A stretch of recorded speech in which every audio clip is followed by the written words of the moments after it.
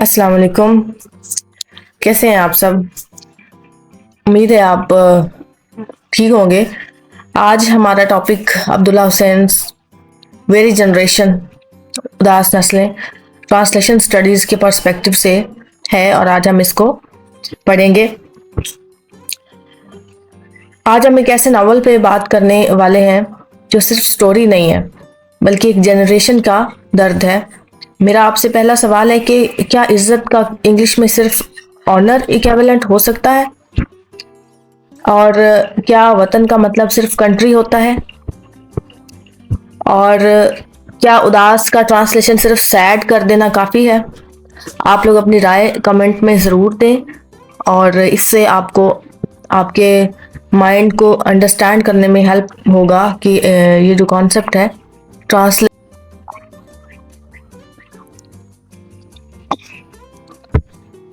अगर आपका जवाब हाँ हो ये जो मैंने सवाल किए हैं, तो अगर आपका जवाब यस है तो फिर आज की जो क्लास है वो आपका नज़रिया बदल देगी, क्योंकि ट्रांसलेशन सिर्फ वर्ड्स का खेल नहीं है। ट्रांसलेशन एक कल्चर को दूसरे कल्चर में ले जाने का काम है।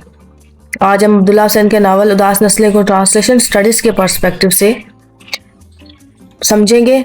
इसका इंग्लिश टाइटल वेरी जनरेशन है, लेकिन सिर्फ टाइटल देखकर ही एक बात समझ आती है कि ये नावल सैडनेस, थकान और हिस्टोरिकल प्रेशर का नावल है।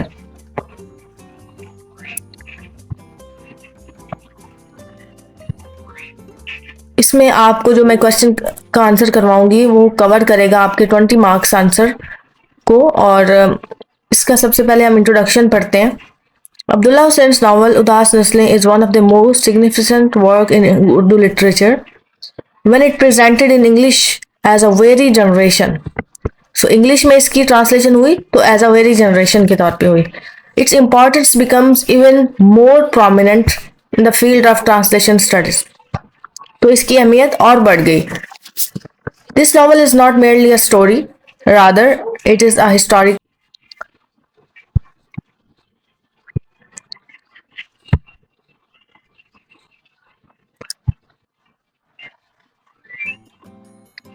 Translation studies teaches us that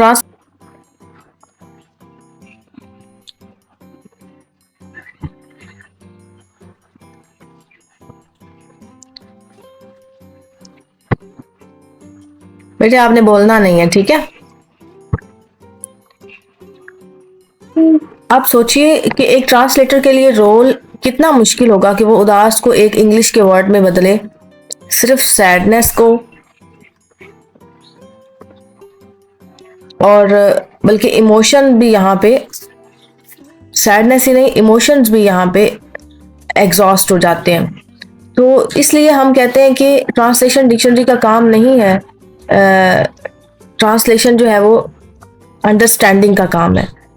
अब हम इस नावल को समझते हैं और हम टाइटल के लेवल पे देखते हैं कि ये नावल कॉलोनियल रूल, वार, सोशल चेंज और आइडेंटिटी क्राइसिस का नावल है।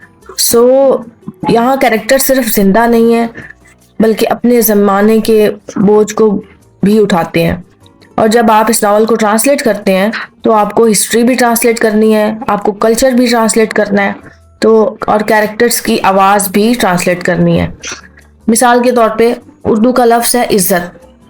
सिर्फ ऑनर नहीं होता, इसमें फैमिली नेम, सोशल रिस्पेक्ट और इंटर्न इस तरह जो बिरादरी का वर्ड है, सिर्फ कम्युनिटी उसकी ट्रांसलेशन नहीं होती। यहाँ ये सोशल बिलोंगिंग और किनशिप का सिस्टम होता है बिरादरी में।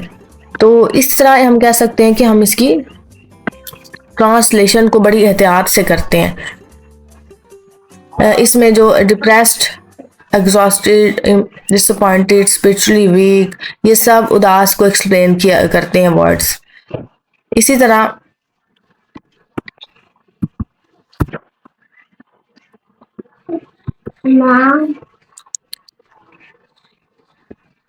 बेटा आपने बोलना नहीं है।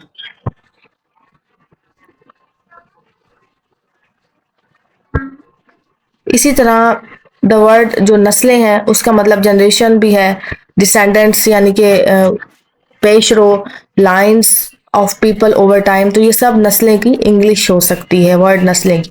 इसीलिए हम कह सकते हैं कि very generation is suitable translation but it does not fully capture the emotional depth of Urdu title.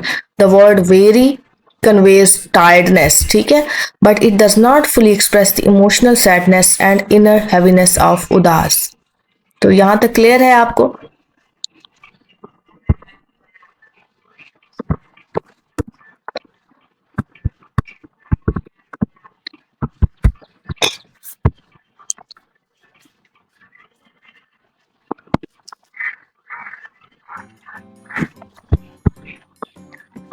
तो हम ये कह सकते हैं कि ट्रांसलेटर का जो हर वर्ड है वो एक इम्तिहान है, और अगर वो सिर्फ वर्ड टू वर्ड ट्रांसलेशन करे तो मीनिंग कम हो जाता है.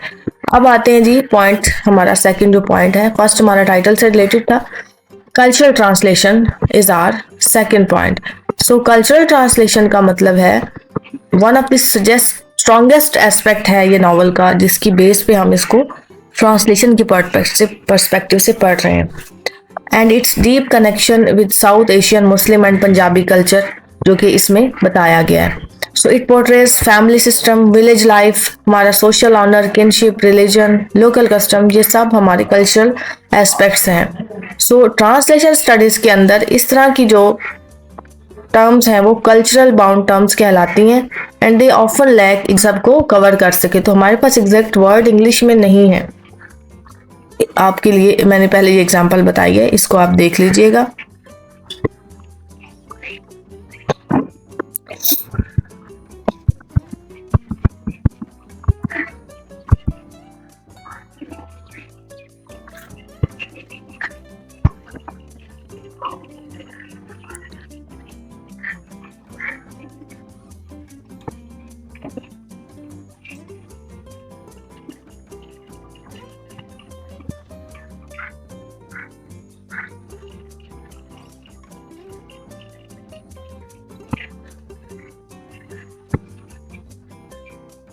सो इस तरह हम कह सकते हैं कि ऑनर को हम एक है, लेकिन मेरा ख्याल ये है कि family dignity and social respect ज़्यादा बेहतर इक्विवेलेंट्स हैं.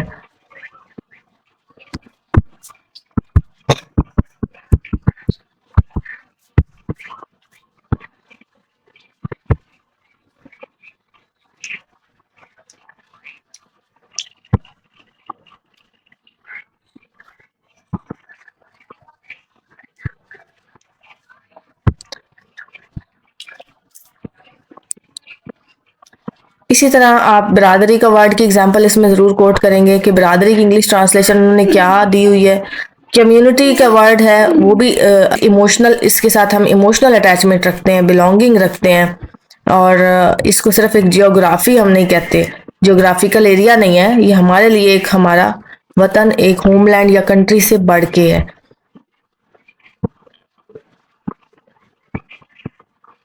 सो ये सब चीज़ें हैं जो ट्रांसलेशन में आपको देखनी है.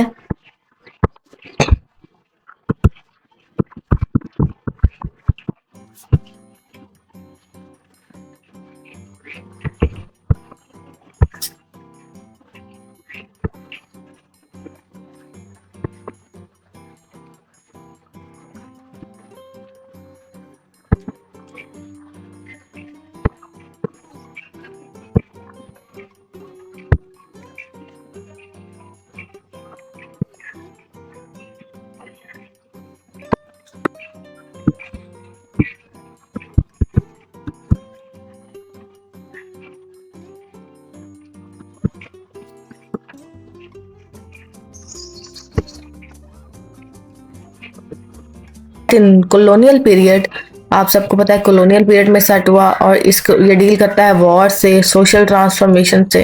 सो इसका हिस्टोरिकल कॉन्टेक्स्ट इसेंशियल है. Translator must preserve not only events but also emotional and ideological weight of history. So if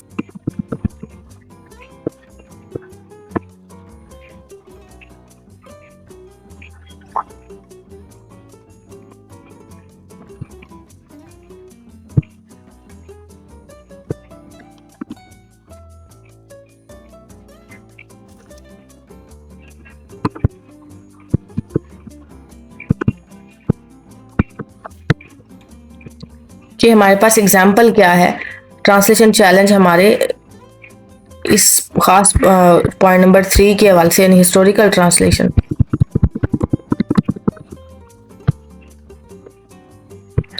so historical translation के हवाले से जो हमारे पास एग्जाम्पल है ट्रांसलेशन, जो चैलेंज है हमारा, वो है कि उर्दू सेंस लोग अंदर ही अंदर टूट चुके हैं। इंग्लिश में उसकी ट्रांसलेशन क्या होगी? People had already been broken from with in.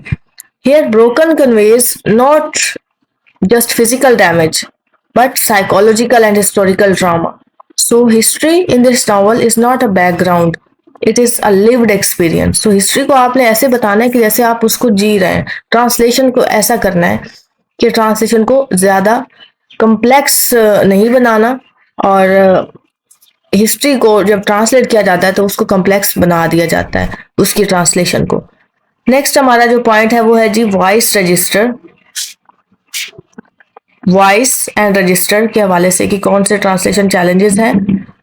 Voice and register translation studies में वॉइस प्रिजर्वेशन इज क्रूशियल। अंदाज डिफरेंट है। So these are the different voices of the novel. So we can say that if all the characters are translated into the same polished English, ठीक है, सबकी polished English में translation मुमकिन नहीं है। The realism of the novel is lost. तो जो main loss है वो realism और का है। तो ये एग्जाम्पल्स हैं जो वॉइस और रजिस्टर के हवाले से हैं, आप इसको पढ़ें।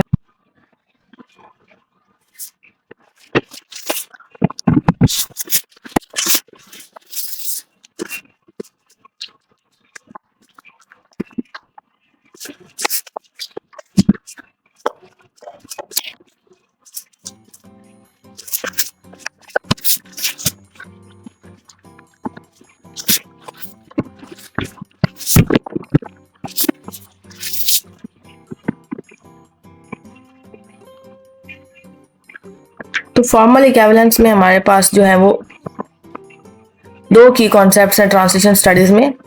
फॉर्मल इक्विवेलेंस का मतलब क्या है? Staying close to original wording, ठीक है, ओरिजिनल वर्ड्स के साथ वैसे ही रहना। और डायनामिक इक्विवेलेंस का क्या मतलब है? कि reproducing the same effect on reader, reader पे उसका इफेक्ट को दोबारा से रिप्रोड्यूस करना। तो वेरी जनरेशन के अंदर dynamic equivalence is more effective because novel relies heavily on emotional and cultural depth.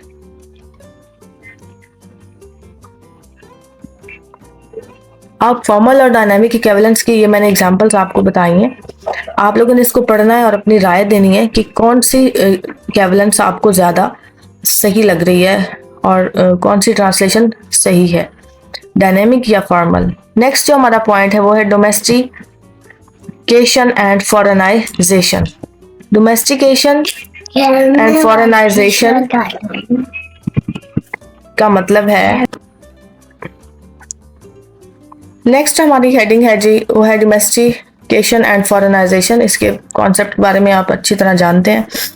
इसकी एग्जांपल आप इसमें देखेंगे और आपको क्या लगता है कि इसकी ये एग्जांपल जो है बिरादरी की वो एक बैलेंस्ड ट्रांसलेशन है, ये इसके बारे में आप अपनी राय देंगे इसको पढ़ने के बाद।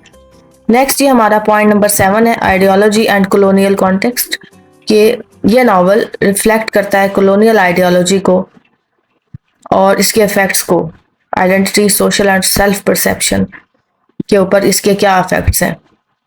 तो एक ट्रांसलेशन को आइडियोलॉजिकली सेंसिटिव होना चाहिए एक ट्रांसलेटर को, और उसकी एग्जांपल्स हैं। आप बेसिक और स्ट्रॉन्गर ट्रांसलेशन की एग्जांपल्स को देखें और आप डिसाइड करेंगे कौन सा वर्जन बेटर है।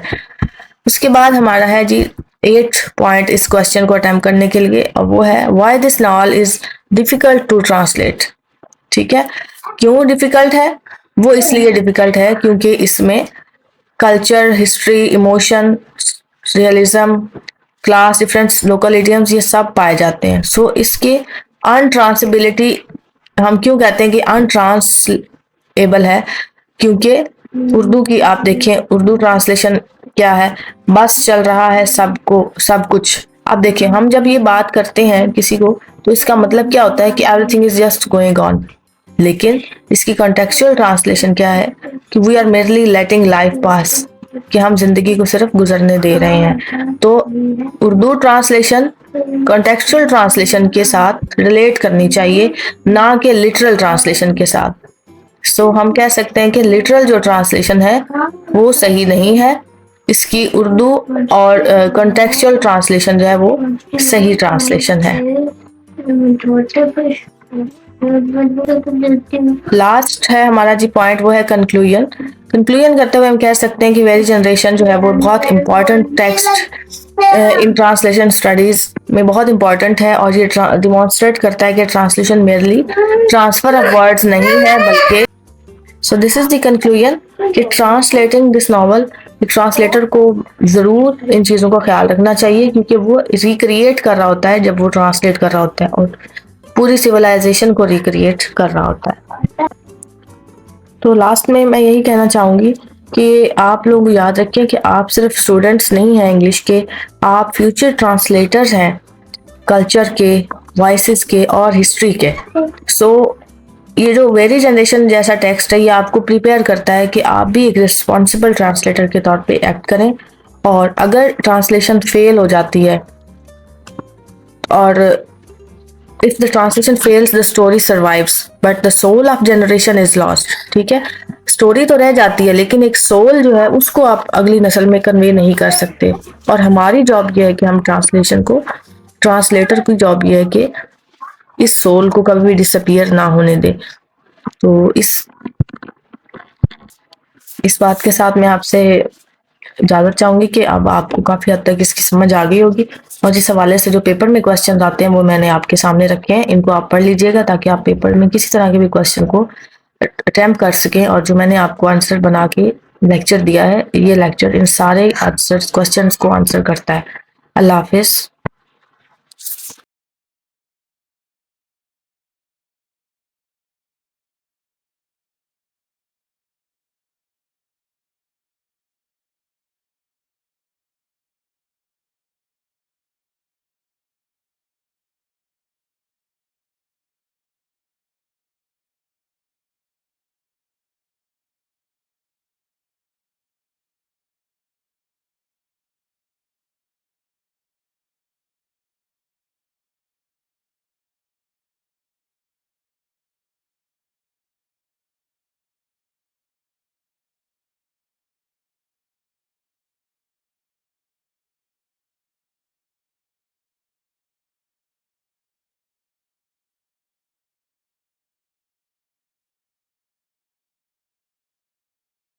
Subscribe now and turn learning into your superpower.